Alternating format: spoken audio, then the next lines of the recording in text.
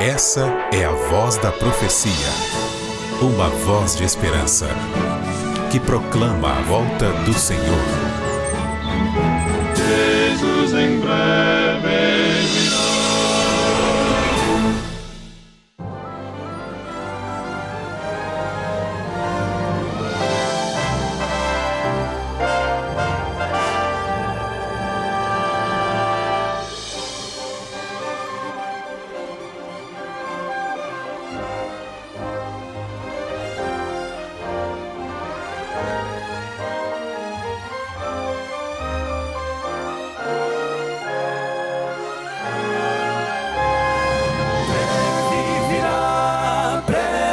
virá.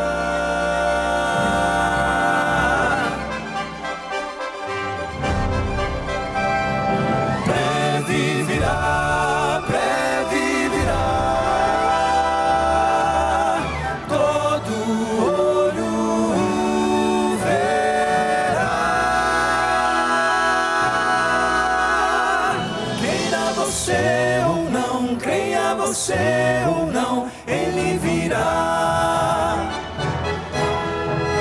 A profecia diz, a palavra diz que ele virá. Esta é a voz da profecia, uma mensagem de fé e esperança que anuncia a volta do Senhor. E felizes são aqueles que leem, aqueles que ouvem as palavras da profecia e guardam as coisas nela escritas, pois o tempo está próximo. Servos de Deus, a trombeta tocai, breve Jesus voltará. A todo mundo a mensagem levai, breve Jesus voltará.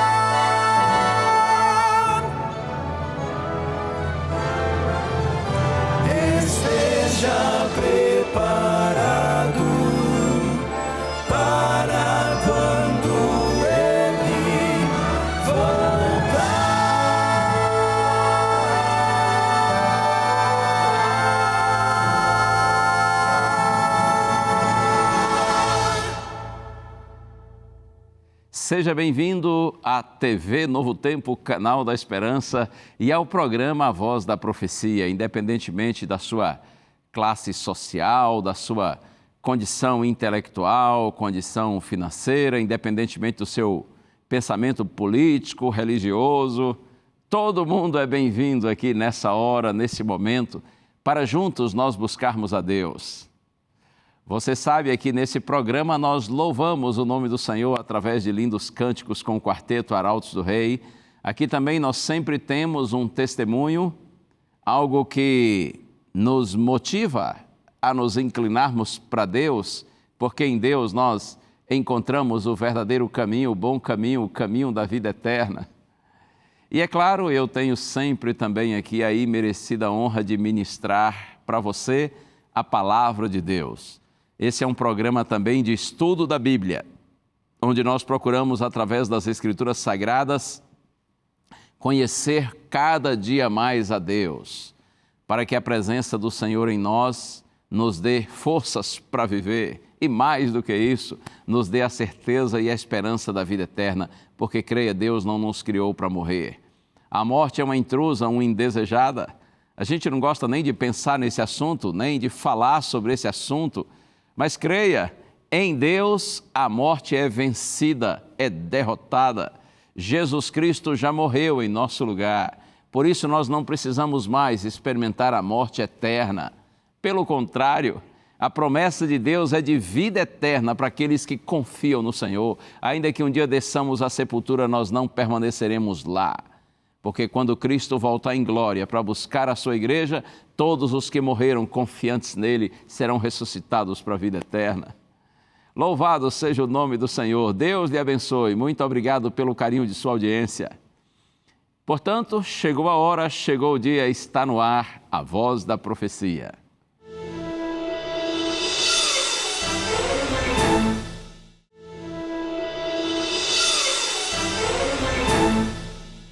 Quando opresso eu me sinto sob um peso esmagador, é Jesus o amigo que eu quero ter.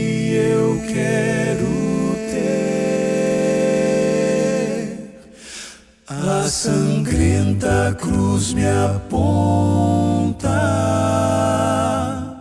dá-me paz interior.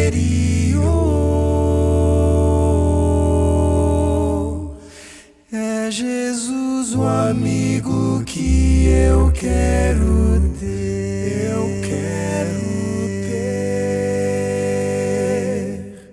Dos amigos é o melhor, seu amor jamais tem fim.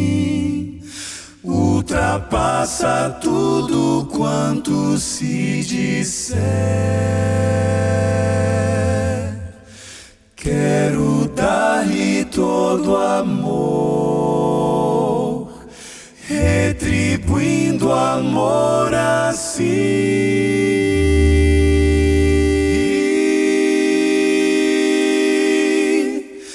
É Jesus o amigo que eu quero ter. Quando bebo amargo cálice, trilho a senda da aflição. É Jesus o amigo que eu quero ter.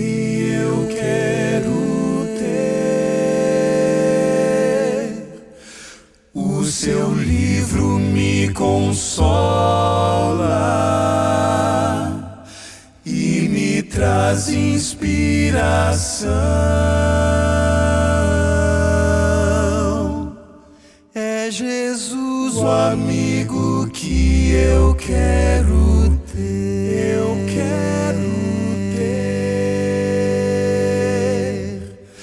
Dos amigos é o melhor, seu amor jamais tem fim.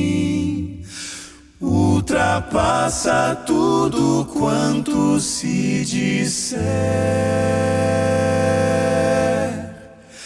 Quero dar-lhe todo amor, retribuindo amor assim.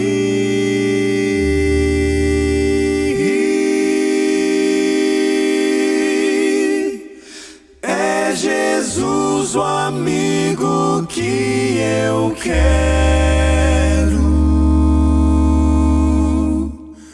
ter.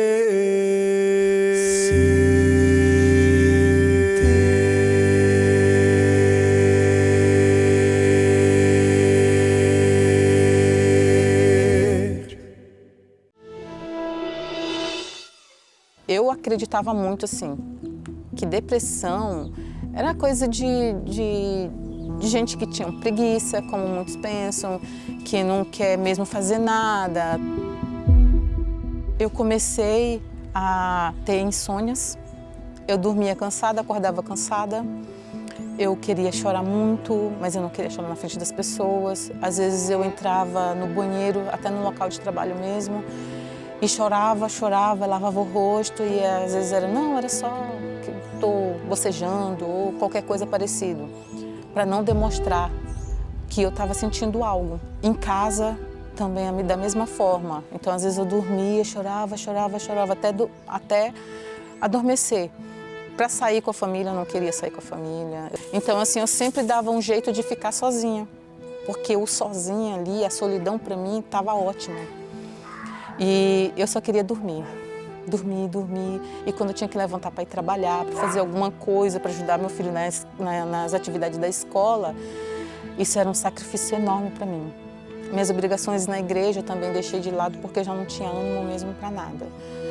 Quando eu tinha que ir para a igreja, eu dizia assim, ter que ir porque eu sentia uma obrigação, eu tinha que cumprir o protocolo de estar lá. Quando eu chegava, eu queria logo que fosse a hora de sair.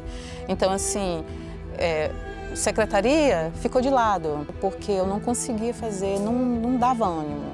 Então, assim, tudo para mim era sacrifício. Sorrir para alguém era sacrifício. Olhar para o meu filho e fazer que estava tudo bem era um sacrifício. Porque eu acreditava, assim, que eu tinha que fazer isso para todo mundo achar que eu estava bem.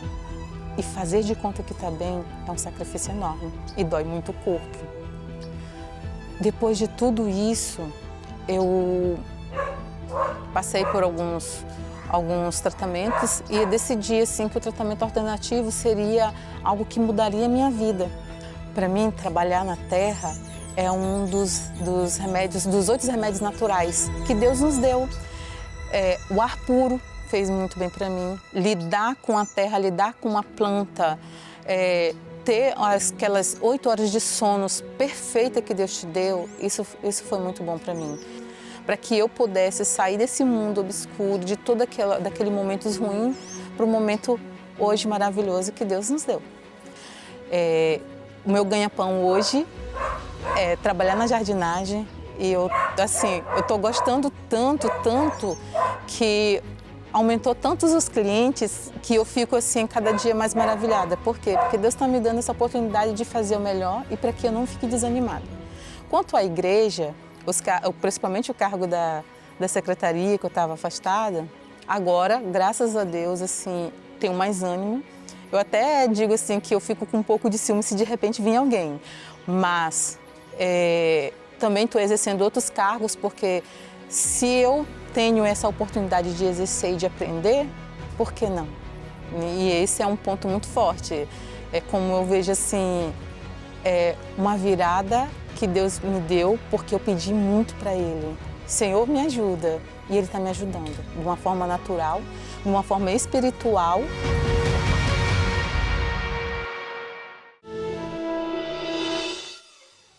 Muito bem, é sempre bom ver um testemunho assim de alguém que sabe que de alguma maneira foi abençoado, foi abençoada por Deus, experimentou cura, né?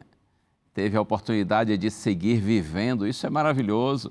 Mas a gente deve sempre lembrar que Deus cura a quem Ele quer, na hora que Ele quer, do jeito que Ele quer, porque Deus é soberano.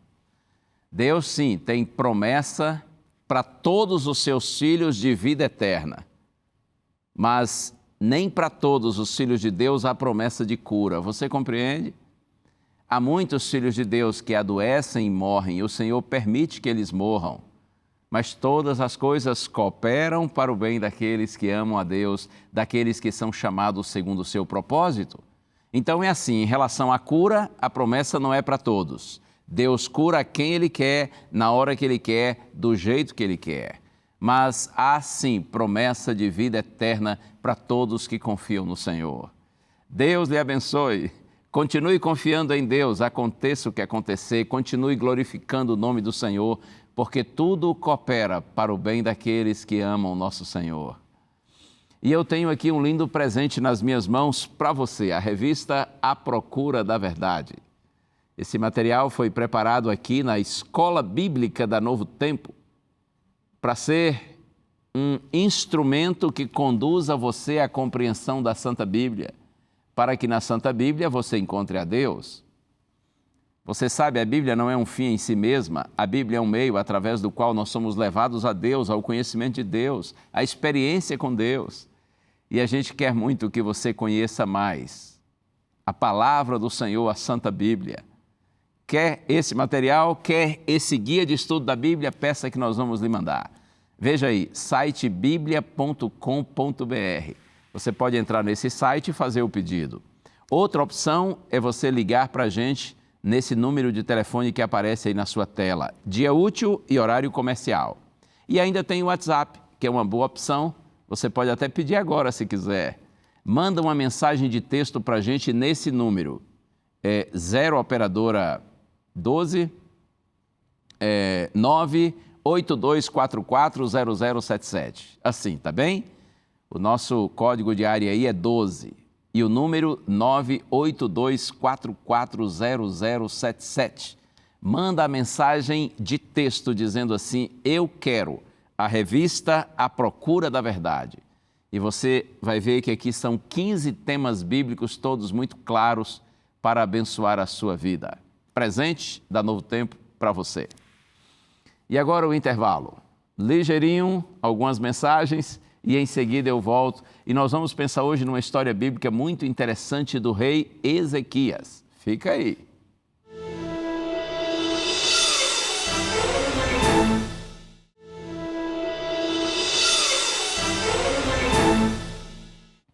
Prontinho, já estou de volta. Esse é o seu programa A Voz da Profecia. O tempo passa, o tempo voa e nossa amizade continua numa boa. E aí, certo? Espero que sim. Saiba que eu tenho por você muito carinho e muita gratidão por sua audiência, por você acompanhar sempre o programa A Voz da Profecia. E eu imagino que talvez tenha aí hoje alguém que está assistindo esse programa pela primeira vez. Eu espero que você chegue para ficar, tá bom? E nós vamos, com o tempo, desenvolver uma boa amizade, porque assim, amizades feitas na presença de Deus, diante da palavra do Senhor, elas tendem a durar por toda a vida e certamente alcançarão a eternidade. Tomara que você e eu, nós todos, meus amigos queridos que acompanham esse programa, tomara que um dia estejamos todos na eterna presença do Senhor, no reino da glória de Deus. Como alguns às vezes me dizem assim pelas redes sociais: pastor, se a gente não se vê, não se encontrar assim pessoalmente aqui nesse mundo, nós vamos nos encontrar no céu. Amém, glória a Deus. Espero ver você por aqui ainda. Mas se isso não acontecer, nós vamos sim nos encontrar um dia na eterna presença do Senhor. Não vai faltar tempo, não é? Para a gente se encontrar, para a gente bater um papo, para nós celebrarmos juntos as bênçãos de Deus sobre a nossa vida. Eu quero agora orar com você, antes de nós abrirmos o texto sagrado. Pense em Deus comigo. Pai querido, seja louvado o teu nome, Senhor, por todas as tuas bênçãos. E nessa hora eu te peço, fica comigo e com todos que estão em oração comigo, Senhor, para que juntos recebamos tua palavra e que essa possa ser luz para os nossos caminhos. Pai, nós te pedimos humildemente, no nome santo de Jesus. Amém. Pois bem, o nosso personagem da série Gente como a Gente, nosso personagem de hoje é o rei Ezequias. A história de Ezequias está registrada em algumas partes da Bíblia. O nosso texto básico para a reflexão de hoje está no segundo livro dos Reis, capítulos 18 a 20. Mas existem outros textos paralelos que também apresentam a história de Ezequias, segundo livro das Crônicas, capítulos 29 a 32, e no profeta Isaías, capítulos 36 a 39. Mas como eu disse, eu vou me basear no texto que está no segundo livro dos Reis. Capítulo 18, agora versos de 1 a 3. Está escrito assim: no terceiro ano do reinado de Oséias, filho de Elá, rei de Israel, Ezequias, filho de Acás, rei de Judá, começou a reinar. Tinha 25 anos de idade quando começou a reinar e reinou 29 anos em Jerusalém. A mãe dele se chamava Abi e era filha de Zacarias. Ezequias fez o que era reto aos olhos do Senhor, segundo tudo o que Davi, seu pai, havia feito. O texto diz, portanto, que Ezequias começou a reinar com 25 anos de idade, jovem, no auge da juventude, e ele reinou por 29 anos, e o mais importante é isto aqui: Ezequias fez o que era reto aos olhos do Senhor. Um contraste com o desastroso reinado do seu pai, o rei Acás. Ezequias voltou sua atenção primeiro para restaurar os serviços do templo, que tinham sido negligenciados há muito tempo. Ezequias chamou os sacerdotes, chamou os líderes da nação e o povo para que todos se santificassem ao Senhor. Por isso que a Bíblia diz que ele fez o que era reto aos olhos do Senhor. Ele promoveu reformas religiosas, com o abandono completo da idolatria. Idolatria que era praticada assim grandemente nos dias do reinado do seu pai, Acaz. Ezequias promoveu a celebração conjunta da festa religiosa da Páscoa.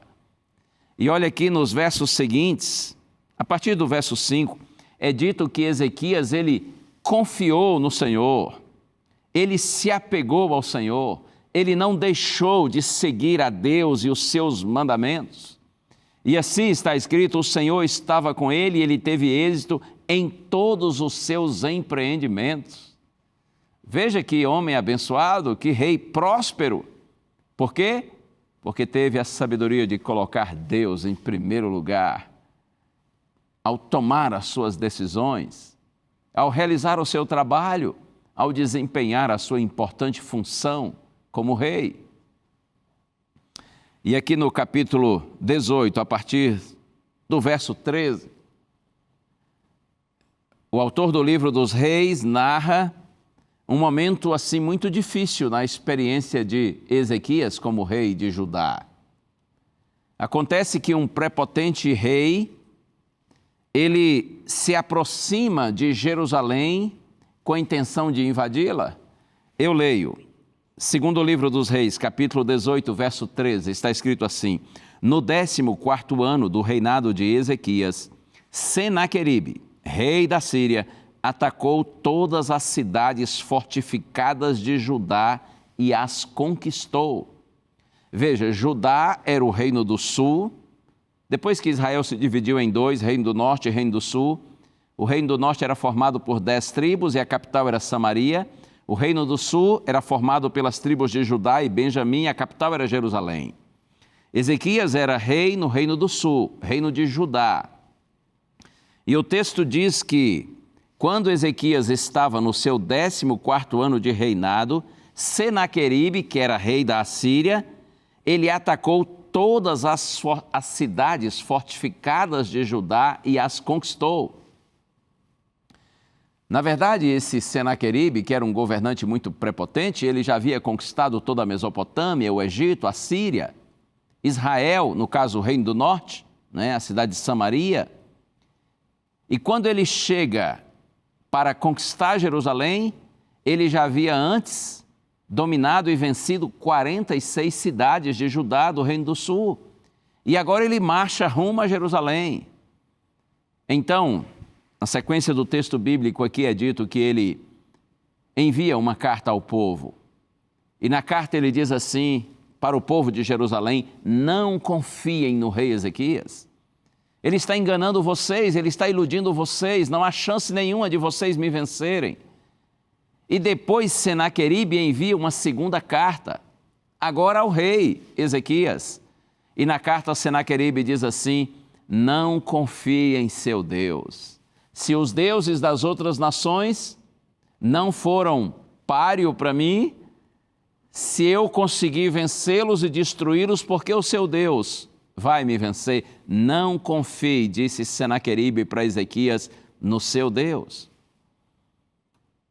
E a Bíblia diz que quando Ezequias recebeu a carta, ele foi ao templo e ele orou. E ele se humilhou na presença de Deus, ele clamou ao Senhor por sua misericórdia.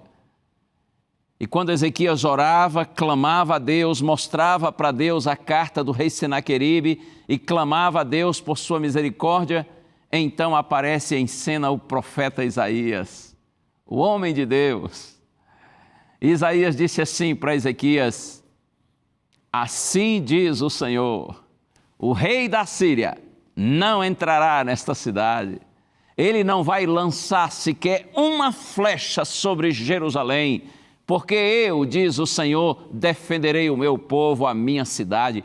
Pelo caminho por onde Senaqueribe veio, ele voltará, mas em Jerusalém, diz o Senhor, ele não entrará.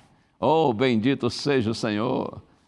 Palavras fortes e seguras, ditas pelo profeta Isaías ao rei Ezequias, em nome do Senhor.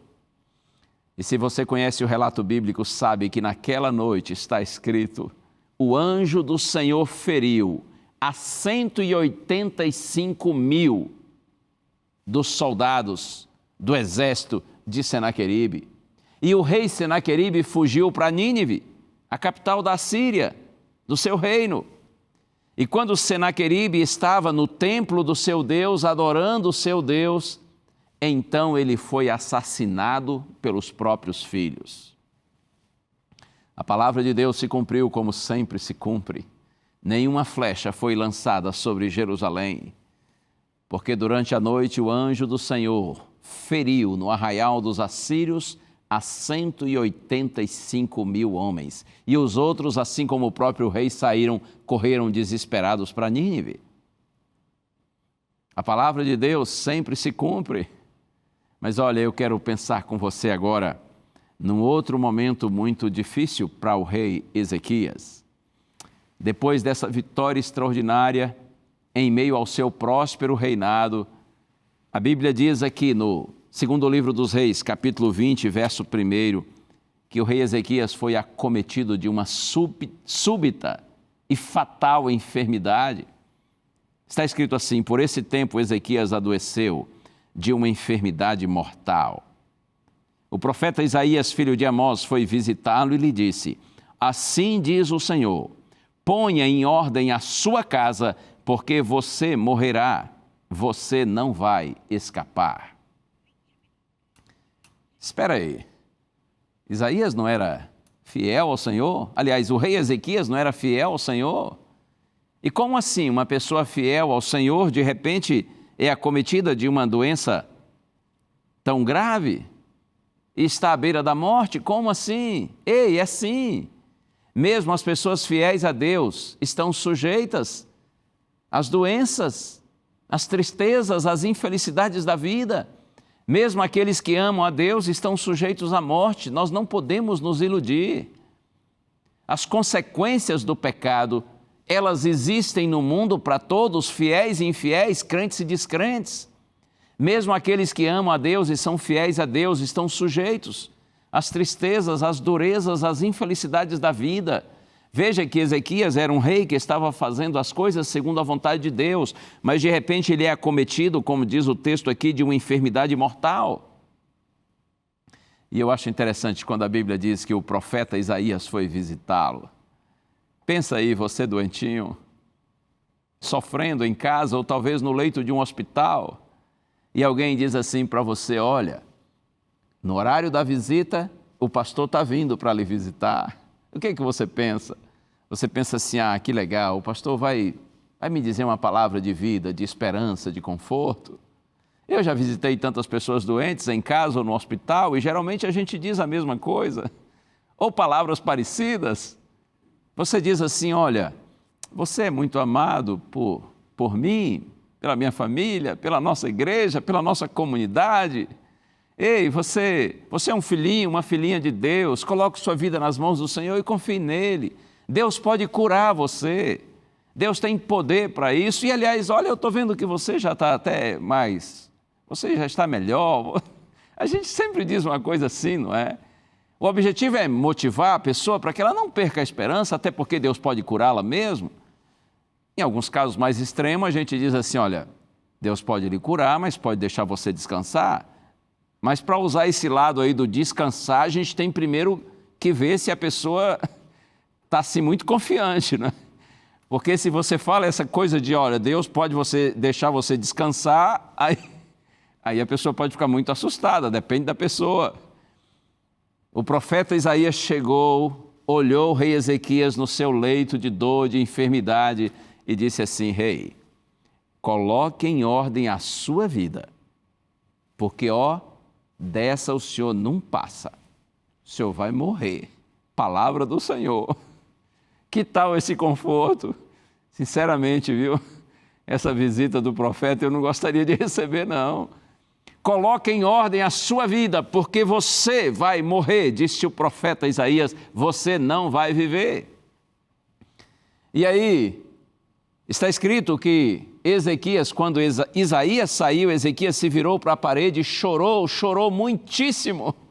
Quem é que não choraria? E Ezequias disse assim: Deus, eu tenho sido tão fiel ao Senhor, eu tenho procurado fazer a tua vontade todo o tempo. E agora esse homem chegou aqui para mim, em nome do Senhor, disse que eu vou morrer. Mas assim, Senhor, assim não, Senhor. Me cura, tenha misericórdia de mim. E eu acho tão bonito quando a Bíblia diz aqui, eu posso ler para você, segundo o livro dos Reis, capítulo 20, versos 4 e 5, está escrito assim: antes que Isaías tivesse saído do pátio central, a palavra do Senhor veio a ele dizendo: volte e diga a Ezequias, príncipe do meu povo, assim diz o Senhor, o Deus de Davi, seu pai, ouvi a sua oração e vi as suas lágrimas, eis que eu vou curá-lo, e ao terceiro dia você subirá à casa do Senhor, e ainda no começo do verso 6, acrescentarei 15 anos à sua vida. Que coisa linda, hein? Deus orienta Isaías a voltar ao palácio, ao quarto do rei. Isaías diz assim: Deus ouviu a sua oração e viu as suas lágrimas. Eu aproveito e digo a você, Deus ouve a sua oração, Deus vê as suas lágrimas. Não existe nenhuma oração que pode sair dos lábios de um filho de Deus, ou mesmo dos seus pensamentos. Não existe nenhuma oração sincera que a gente apresenta a Deus que Ele não ouça. Não existe nenhuma lágrima que pode cair dos seus olhos sem que o Senhor não veja. Louvado seja o nome do Senhor. Todos nós somos profundamente amados por Ele. Será que eu estou falando agora para alguém que tem orado, tem chorado, e imagina que o céu está fechado, ninguém está ouvindo você, ninguém está vendo você? Em nome de Jesus, creia. Deus ouve sua oração, Deus vê as suas lágrimas, porque você é um filhinho de Deus, você é uma filhinha do Senhor, confie nele. Isaías voltou e disse assim: Deus viu sua oração, ele ouviu sua oração, Ele viu suas lágrimas. E olha, rei, a coisa mudou. A notícia agora é de que o Senhor será curado. E tem mais, vai viver mais 15 anos. Imagina você, para quem está com o pé na cova, sabendo que o caixão já está encomendado, de repente recebe a notícia que vai viver mais 15 anos. E a cura espetacular aconteceu, Deus cumpriu sua palavra. Eu estou apresentando de uma maneira bem resumida, mas foi isso que aconteceu. O rei Ezequias foi curado. E é evidente que ele ficou muito feliz. E a palavra diz que essa notícia se espalhou por todo o reino e chegou até o exterior, chegou à Babilônia. O rei da Babilônia, impressionado com o fato de que Ezequias era um paciente terminal, estava à beira da morte e foi curado pelo seu Deus, o rei da Babilônia ficou tão impressionado com isso que ele mandou uma comitiva da Babilônia para visitar o rei Ezequias. E eles levaram presentes para ele. E a Bíblia diz que o rei Ezequias recebeu a caravana da Babilônia muito bem e mostrou, inclusive, tudo o que ele tinha aos visitantes. Eu vou ler aqui o verso 13.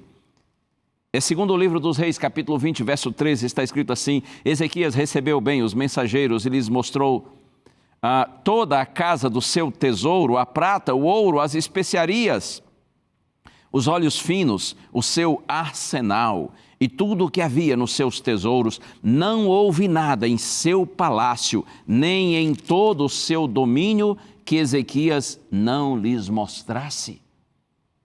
O rei ficou tão feliz com a visita dos estrangeiros que resolveu mostrar tudo, absolutamente tudo que ele tinha no seu palácio, no seu reino.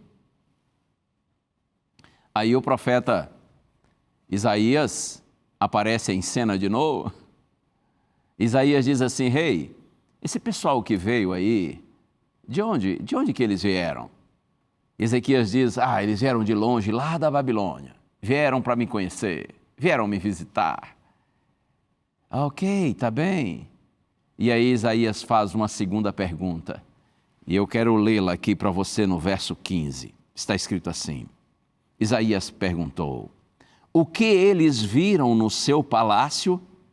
Ezequias respondeu: viram tudo o que há em meu palácio. não houve nada nos meus tesouros que eu não lhes mostrasse. Rei, o que foi que estas pessoas, esses visitantes, viram no seu palácio? Ouviram o que eles viram em sua casa? A resposta de Ezequias: eles viram tudo. Tudo o que eu tenho eu lhes mostrei. Então o profeta Isaías, sob a orientação divina, diz assim para Ezequias: saiba que tudo aquilo que eles viram, eles voltarão para buscar. Inclusive, eles levarão os teus próprios filhos para serem escravos em Babilônia. Que triste. Aquela visita foi um teste da gratidão e devoção do rei Ezequias a Deus. Mas o rei falhou, sabe por quê? Porque o coração dele se exaltou e ele perdeu a oportunidade de testemunhar de Deus aos pagãos. Ezequias não glorificou a Deus, mas orgulho, vaidade e exaltação própria. Isso é que foi visto pelos estrangeiros. Além disso, Ezequias ele foi muito imprudente. E por que ele foi imprudente? Ora, ele ignorou o fato de que aqueles visitantes não eram tementes a Deus. Ele não podia tê-los feito seus confidentes. Os embaixadores de Babilônia levariam um relatório do que viram ao rei da Babilônia, e este voltaria para buscar tudo aquilo para si. Mas que bom que após esse lamentável ato imprudente, de exaltação própria e de ingratidão para com o Senhor, Ezequias se humilhou e ele terminou seus dias em paz. Mas eu quero insistir com você na pergunta feita ao rei Ezequias, porque essa pergunta atravessa os séculos e chega para você e para mim hoje. A pergunta é essa: o que as pessoas têm visto em sua casa? O que as pessoas têm visto na sua vida? Eu sei, eu posso dizer que sei. Eu sei o que as pessoas têm visto na sua casa, na sua vida. Ora, elas têm visto o que você mostra. E eu também sei o que você tem mostrado para as pessoas. Sim, você mostra para os que convivem com você, para os que conhecem você, exatamente o que é mais importante para você. E o que é mais importante para você? Bom, isso é claro que eu não sei. Só você e os que convivem contigo é que sabem. Além de Deus, é claro. Porque Deus tudo vê, Deus tudo sabe. O que as pessoas têm visto na sua casa, na minha casa? O que as pessoas com as quais nós convivemos têm visto em nossa vida? Lembre-se disso, elas veem o que nos é mais importante. Então a melhor pergunta é essa: o que é mais importante para você? O que é mais importante na sua vida? Jesus fazia o chamado Sermão do Monte, o mais famoso dos seus discursos. E no Evangelho de Mateus, capítulo 6, versos 19 a 21, Jesus disse assim: não acumulem para vocês tesouros sobre a terra, porque os tesouros acumulados sobre a terra, ferrugem corrói e os ladrões roubam. Cristo disse: acumulem tesouros no céu, porque os tesouros que são acumulados no céu, aí não há ferrugem para corroer, nem ladrão para roubar. E Cristo terminou o raciocínio dizendo assim: porque onde estiver o teu tesouro, aí estará também o teu coração. O real interesse de uma pessoa está onde estão os seus tesouros. Nós podemos possuir as coisas? Claro que sim, mas nós não podemos deixar que as coisas nos possuam. Você sabe, o materialismo, ele escraviza o coração. E tesouro é tudo aquilo que ocupa os nossos principais pensamentos e interesses. Nós acumulamos tesouros no céu quando tudo que nós temos e somos, nós usamos para a glória de Deus. O que é mais importante para você? Qual é o seu tesouro? Ou quais são os teus tesouros? Na segunda carta aos Coríntios, capítulo 4, verso 18, Paulo diz assim: não atentemos nós nas coisas que se veem, mas nas coisas que se não veem. Porque as que se veem são temporais e as que não se veem são eternas. Entendeu bem? Vou repetir. É a segunda carta de Paulo aos Coríntios, capítulo 4, no verso 18. Não atentemos nós, ou seja, não coloquemos nós nossa atenção máxima nas coisas que nós vemos. Mas ele diz nas que nós não vemos. Porque ele justifica, as coisas que nós vemos são temporais, são efêmeras, passageiras. Todas as coisas que nós vemos estão condenadas ao fogo, à destruição. Isso é só uma questão de tempo. Você não pode fazer das coisas que você vê o seu tesouro ou os seus tesouros, porque tudo isso vai ser destruído. E quem tem as coisas materiais como sendo a razão maior de sua vida, o seu tesouro, as pessoas que assim vivem, elas serão destruídas juntamente com as coisas. Não coloque sua atenção máxima, diz Paulo, nas coisas que se veem, mas nas que se não veem, porque as que se veem são temporais e as que nós não vemos são eternas. Oh, sim. Quando Deus, sua palavra, são os nossos tesouros principais, especiais, então nós estamos colocando os nossos olhos nas coisas que não se veem, nós estamos acumulando tesouros no céu. Quando nós vivemos para a glória de Deus, então nós estamos acumulando tesouros no céu. E lembre-se, palavras de João agora, o mundo passa, bem como os seus desejos, e eu acrescentaria os seus tesouros, mas aquele que faz a vontade de Deus permanece para sempre. A experiência de Ezequias serve de importante lição para nós. Nós precisamos reconhecer as misericórdias e a bondade de Deus sobre nossa vida. Você tem reconhecido? Deus tem sido misericordioso para com você e para comigo? Claro, tanto é que nós estamos aqui. Imagine a experiência dolorosa que nós vivemos com essa questão da pandemia do novo coronavírus. Quantas pessoas queridas que nós amamos morreram e nós estamos aqui. Nós temos sido alvos da graça e da misericórdia de Deus. Você tem vivido em gratidão ao Senhor? Você já passou por uma situação em que podia ter morrido? E aí você diz assim, nasci de novo. Não é assim que a gente diz? Nasci de novo. Eu já vi pessoas na TV passarem por uma experiência de uma doença grave e conseguirem sobreviver, ou então um acidente. E elas dizem assim, olha, nasci de novo. Sim, é uma nova oportunidade de viver depois de uma situação tão traumática, tão perigosa. Ok, você nasceu de novo, mas e agora? Como você tem vivido? Onde você tem colocado a sua segurança? Quando a mente e o coração estão cheios de amor e gratidão a Deus, nossas palavras e atos revelarão os tesouros do nosso coração. Os que convivem conosco, eles saberão o que é mais importante para nós. Os que convivem conosco, eles conhecerão os nossos verdadeiros tesouros. Que Deus lhe abençoe. Que o Senhor tenha misericórdia de você, de mim, de nós todos, para que pela graça de Deus nós tenhamos em Cristo a nova vida. Cuidado, esse é um mundo perigoso. Esse é um mundo que engana com muita facilidade. Facilmente nós podemos nos atrapalhar na vida e valorizar o que não tem valor e desprezar aquilo que de fato vale. Quais são os seus valores, seus princípios? Quais são os seus tesouros? O que as pessoas têm visto em sua casa, em sua vida? O que é mais importante para você? Que o Senhor nos ajude a priorizarmos o que é essencial. Que o Senhor nos ajude a amá-lo sobre tudo e sobre todos e todas as coisas. Que o reino de Deus seja a razão maior da nossa vida, seja a nossa prioridade.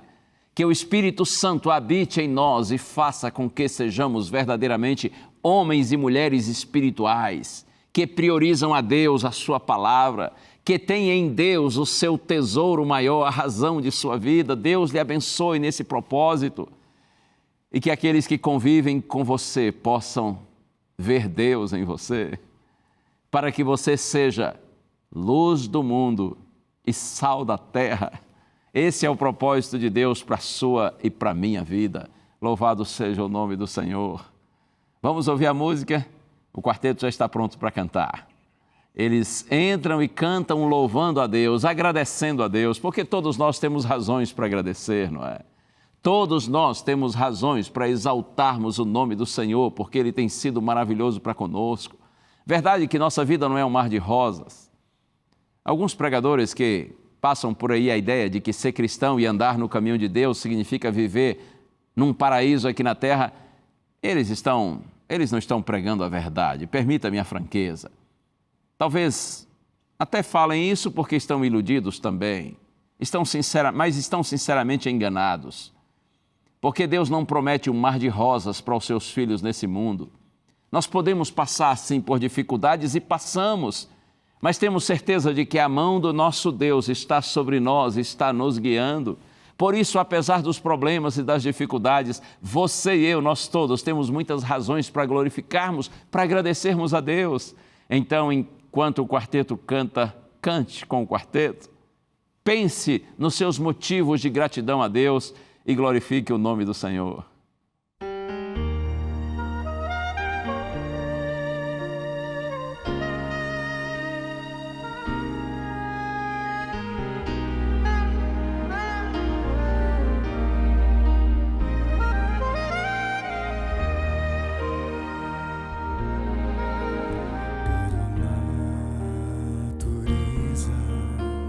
Por haver beleza, eu ergo um canto em louvor ao meu Senhor,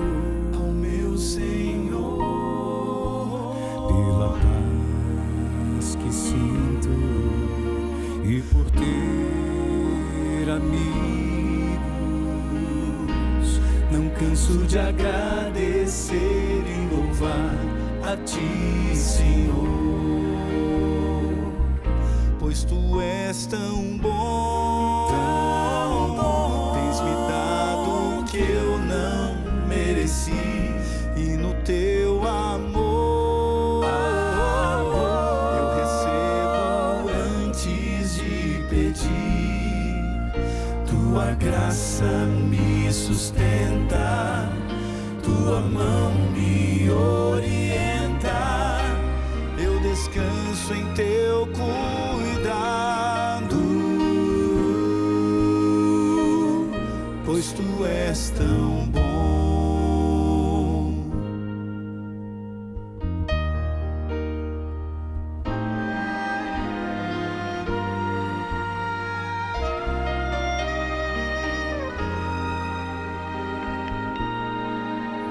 Pela paz tão doce que Jesus nos trouxe, eu quero cantar e nunca cessar de agradecer, pelo pão do dia, pela alegria.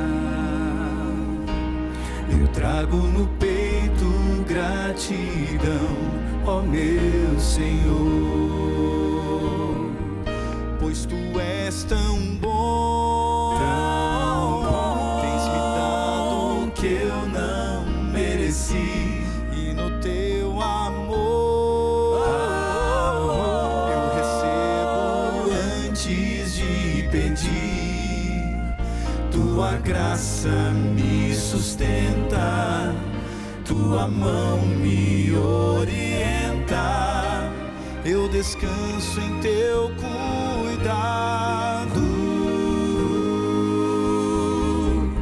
pois Tu és tão bom, pois Tu és tão bom, tens me dado o que eu não mereci, no Teu amor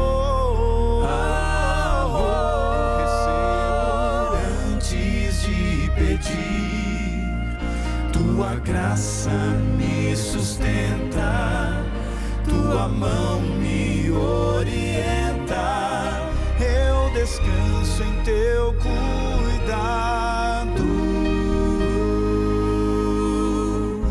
pois tu és tão bom, pois tu és tão bom, pois tu és tão bom, és tão bom, pois tu és tão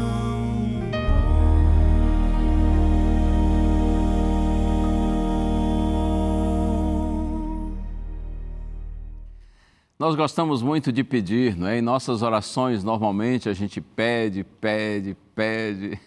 E eu quero que você saiba que Deus não se cansa de ouvir os seus pedidos. Claro que não, porque Ele é um Pai de amor, de misericórdia e de bondade. Mas olha, a gente também precisa agradecer mais, não é? Normalmente pedimos muito e agradecemos pouco, e nós temos tantas razões para agradecer. Porque o Senhor tem sido bondoso, tem sido misericordioso para conosco, e creia, a maior bênção sobre você, sobre mim, sobre nós todos, tem sido no sentido espiritual. Tem sido a oportunidade de nós conhecermos a Deus, conhecermos a Sua palavra. É claro que as bênçãos materiais também são importantes, afinal de contas estamos no mundo e a gente precisa sobreviver aqui, não é? A gente precisa de trabalho, nós precisamos ter nossa renda, para que tenhamos comida, tenhamos roupa, tenhamos casa para morar, tenhamos transporte, enfim. Nós temos família para sustentar, nós precisamos também de bênçãos materiais. Mas acredite, a maior de todas as bênçãos é a bênção espiritual, a bênção de conhecer a Deus, de compreender Sua palavra, a bênção de ter um coração convertido ao Senhor. Você é cristão, você é um filhinho, você é uma filhinha de Deus e tem andado nos caminhos do Senhor, não é porque você é bom, mas porque Deus é bom. É a bondade do Senhor que nos atrai na direção dEle. Então nós temos muito que agradecer ao Senhor, em especial pelas bênçãos espirituais, pela bênção do conhecimento de Deus, pela bênção da conversão, do novo nascimento, pela bênção da transformação do nosso caráter, pela bênção de vivermos nesse mundo de tristezas com uma alegria perene em nosso coração, por conhecermos a Deus e por confiarmos nele. A bênção de sabermos que estamos caminhando para um destino glorioso. Sim, como é bom viver assim, não é? Como eu gosto de dizer, sabendo de onde a gente veio, onde a gente está e para onde nós vamos. Não tem nada melhor na vida do que conhecer a Deus. Quando você conhece a Deus, você se conhece. Você conhece os seus semelhantes, você compreende os seus semelhantes. Quando você conhece a Deus, você enxerga a vida com outros olhos. Como é bom conhecer o Senhor. Você tem agradecido a Deus pelas bênçãos, sobretudo pelas bênçãos espirituais. E a melhor forma de agradecer a Deus não é simplesmente numa oração ou outra dizer palavras de gratidão, mas é através da nossa vida, do nosso exemplo, do nosso testemunho. O que as pessoas que têm convivido com você têm visto na sua casa? O que elas têm visto em sua vida? Deus abençoe. Não faça como o rei Ezequias fez naquele momento de vacilo. Não faça assim.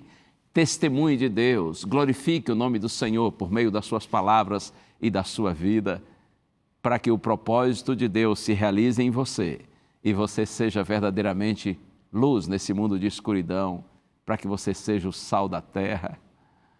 Vamos orar juntos ao nosso Senhor? Pense nele comigo. Muito obrigado, Senhor Deus, por todas as tuas bênçãos, sobretudo, Pai, pelas bênçãos espirituais, pelo privilégio de te conhecermos e de te amarmos, por tua graça que está sobre nós e nos ajuda a andarmos nos teus caminhos. Permanece conosco, Senhor, até que a nossa vitória no Senhor seja completa. E ajuda-nos para que nossa vida seja luz e bênção para os nossos semelhantes, na medida em que nós os direcionamos para o Senhor. É a nossa prece em nome de Jesus. Amém. É assim? Vamos para frente, em nome de Jesus. Tomara que todos vejam na sua casa e na sua vida, que todos vejam Deus. Isso significa que você está em Deus e Deus está em você. Então você é uma pessoa feliz a despeito das dificuldades da vida. Vamos para frente. Se Deus é por nós, quem será contra nós? Um abraço, a gente se vê. Tchau, tchau.